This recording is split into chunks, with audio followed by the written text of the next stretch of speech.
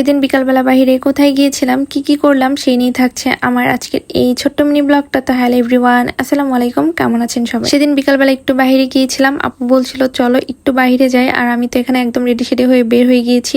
আর এখানে আমরা সবাই অটোর জন্য ওয়েট করছিলাম, দেন একটা অটো চলে আসে আর আমরা অটোতে করে বাজারের দিকে চলে গিয়েছিলাম। যখন বাসা থেকে বের হয়েছি তখন ভাবিনি এতটা বেশি গরম পড়বে, বাট বের হওয়ার পর আমাদের অবস্থা তো একদম খারাপ হয়ে গিয়েছিল। দেন আমরা একটা দোকানের সামনে নেমে পড়ি। ফার্স্টে আপু একটা জার্সির দোকানে গিয়েছিল তার ছেলের জন্য জার্সি নেওয়ার জন্য, দেন ওইখান থেকে একটা জার্সিও নিয়ে নেয়। আর আমরা ওই দোকান থেকে বের হয়ে একটু সামনে গিয়েছিলাম, আর সামনে যাওয়ার পর দেখি আজকের আকাশের ভিউটা এত বেশি সুন্দর লাগছিল, আমি একটু পরপর দেখছিলাম। আর এখানে আমরা ফার্স্টে সবাই মিলে একটু গ্যান্ডারি রসও খেয়েছিলাম, যেহেতু অনেক বেশি গরম পড়েছে। আর এই ওয়েদারে কিন্তু এরকম এক গ্লাস ঠান্ডা ঠান্ডা গ্যান্ডারি রস খেলে মনটা একদম ভরে যায়। এখানে আসার সময় দেখছিলাম ফুচকালা মাম্মা ফুচকা বিক্রি করছে, আর বাহিরে যাবো ফুচকা খাবো না এরকমটা তো হতেই পারে না। তারপর আপু সবার জন্য ফুচকা অর্ডার দেয়, বাট মামা বলছিল ফুচকা খেলে নাকি এখানে পার্সেল নিয়ে যেতে হবে, আর এখানে খেলে নাকি ভেলপুরি খেতে হবে। তারপর আমরা সবাই মিলে ভেলপুরি খেয়েছিলাম, বাট আজকের ভেলপুরির টেস্টটা একদমই বাজে ছিল, কি আর বলবো। যাই হোক, ওইখান থেকে তারপর আমরা বের হয়ে পড়ি। আর যেহেতু সন্ধ্যা হয়ে গিয়েছিল আর আপুর বেবি ছোট ছিল, তাই আমরা বাসার দিকে চলে আসি। আর আজকের ভিডিওটা এই পর্যন্তই ছিল। আল্লাহ হাফেজ।